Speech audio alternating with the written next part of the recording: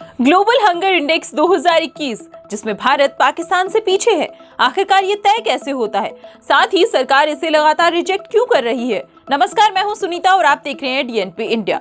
दोस्तों, हाल ही में global hunger index 2021 की सूची जारी की गई है, जिसमें भारत इसमें शामिल 116 देशों में से 101वें स्थान पर रहा है। वहीं पिछले साल की सूची में भारत इसमें शामिल 107 देशों में 94वें स्थान पर रहा था। अब फिलहाल इस सूची में भारत के अलावा 15 देश ही ऐसे हैं जो भारत से पीछे हैं। अब इस आंकड़े के जारी होते ही देश में विवाद खड़ा हो गया है। तमाम विपक्षी पार्टियों ने सरकार को घेर लिया है, वहीं सरकार ने इन आंकड़ों को ही गलत ठहरा दिया है। तो चलिए दोस्तों, आज इस वीडियो में हम जानेंगे कि आखिरकार ग्लोबल हंगर इंडेक्स तय कैसे होता है, भारत का पिछले कुछ सालों में प्रदर्शन इस इंडेक्स के लिहाज से कैसा रहा है, साथ ही सरकार इसे रिजेक्ट क्यों कर रही है। तो चलिए दोस्तों जानते हैं। आइए दोस्तों, सबसे पहले जानते हैं कि ग्लोबल हंगर इंडेक्स क्या होता है। आसान भाषा में समझें तो ग्लोबल हंगर इंडेक्स यानी कि GHI बताता है कि किसी भी देश में भुखमरी की स्थिति क्या है। इसे हर साल कंसर्न वर्ल्ड वाइड और वर्ल्ड हंगर हेल्प नामक यूरोपियन NGO तैयार करते हैं। दुनिया भर के अलग अलग देशों में 4 पैमानों पर आंकलन कर इंडेक्स को तैयार किया जाता है। इसे बनाने का उद्देश्य दुनिया भर से भुखमरी को मिटाने के लिए हो रहे प्रयासों की समीक्षा करना है। इंडेक्स में हर देश की रैंकिंग अलग अलग पैमानों पर तय करके ये विश्लेषण किया जाता है कि देश में भुखमरी की वजह क्या है और इसको दूर करने के लिए क्या क्या उपाय किए जा सकते हैं। दोस्तों, अब जानते हैं कि इस इंडेक्स में भारत की स्थिति कैसी है। 116 देशों में से भारत का स्थान 101वां है।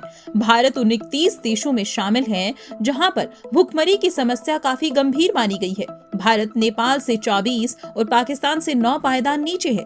भारत का GHI स्कोर 27.5 है, जो कि गंभीर कैटेगरी में आता है। दोस्तों, GHI स्कोर को कैसे कैलकुलेट किया जाता है, आइए इसके बारे में भी आपको बताते हैं। दोस्तों, हर देश का GHI स्कोर 3 डायमेंशन के 4 पैमानों पर कैलकुलेट किया जाता है। ये 3 डायमेंशन है अंडर नरिशमेंट यानी कि एक स्वस्थ व्यक्ति को दिन भर के लिए जरूरी कैलोरीज नहीं मिलना। आबादी के कुल हिस्से में से उस हिस्से को कैलकुलेट किया जाता है जिन्हें दिन भर की जरूरत के मुताबिक पर्याप्त कैलोरीज नहीं मिल रही हैं। चाइल्ड मोर्टेलिटी का मतलब हर 1000 जन्म पर ऐसे बच्चों की संख्या जिनकी मौत जन्म के 5 साल की उम्र के भीतर ही हो गई हो। तीसरा आयाम है चाइल्ड अंडर न्यूट्रिशन। इसमें 2 कैटेगरी आती हैं। चाइल्ड वेस्टिंग यानी कि बच्चे का अपनी उम्र के हिसाब से बहुत दुबला या कमजोर होना। 5 साल से कम उम्र के बच्चे जिनका वजन उनके कद के हिसाब से कम होता है। ये दर्शाता है कि उन बच्चों को पर्याप्त पोषण नहीं मिला, इस वजह से वे कमजोर रह गए। चाइल्ड स्टंटिंग का मतलब ऐसे बच्चे जिनका कद उनकी उम्र के लिहाज से कम हो, यानी कि उम्र के हिसाब से बच्चे की हाइट न बढ़ी हो। हाइट का सीधा संबंध पोषण से है। जिस समाज में लंबे समय तक बच्चों में पोषण कम होता है, वहाँ बच्चों में स्टंटिंग की परेशानी होती है। इन तीनों आयामों को 100 पॉइंट का स्टैंडर्ड स्कोर दिया जाता है। इस स्कोर में अंडर नरिशमेंट, चाइल्ड मोर्टेलिटी और चाइल्ड अंडर न्यूट्रिशन तीनों का 1/1 हिस्सा होता है। स्कोर स्केल पर 0 सबसे अच्छा स्कोर होता है, वहीं 100 सबसे बुरा। दोस्तों, सरकार किस आधार पर इस हंगर इंडेक्स को रिजेक्ट कर रही है, आइए ये भी जान लेते हैं। महिला और बाल विकास मंत्रालय ने हंगर इंडेक्स में भारत की स्थिति पर कहा है कि रिपोर्ट जमीनी वास्तविकता और तथ्यों से परे है। साथ ही मंत्रालय ने ये भी कहा कि इंडेक्स को बनाने के लिए जिस मेथड को अपनाया गया है वो अनसाइंटिफिक है। मंत्रालय ने अपने बयान में food and agricultural organisation FAO की the state of food security and nutrition in the world 2021 पर भी सवाल उठाए हैं।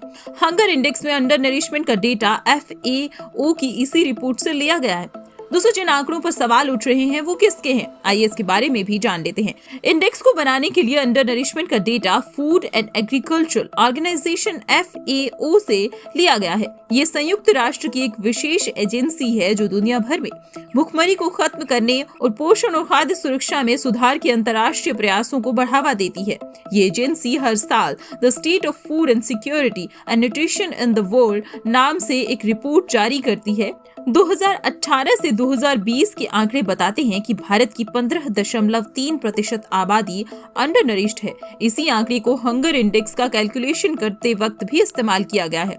हंगर इंडेक्स में भी भारत में अंडर नरिश्ड पॉपुलेशन की संख्या 15.3% बताई गई है। साथ ही चाइल्ड वेस्टिंग की रेट 17.3% है।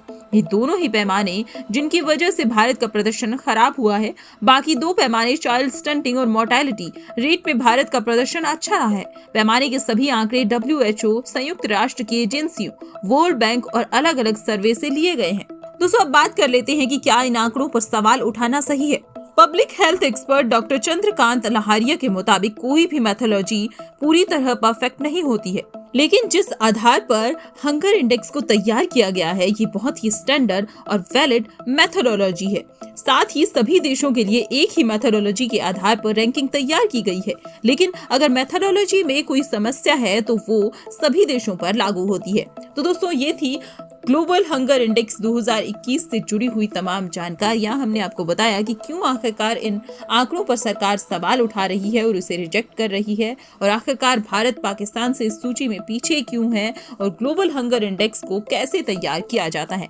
दोस्तों, कैसा लगा आपको ये सेगमेंट, हमें कमेंट सेक्शन में जरूर बताइएगा, और ऐसी ही खबरों के लिए देखते रहिए DNP इंडिया।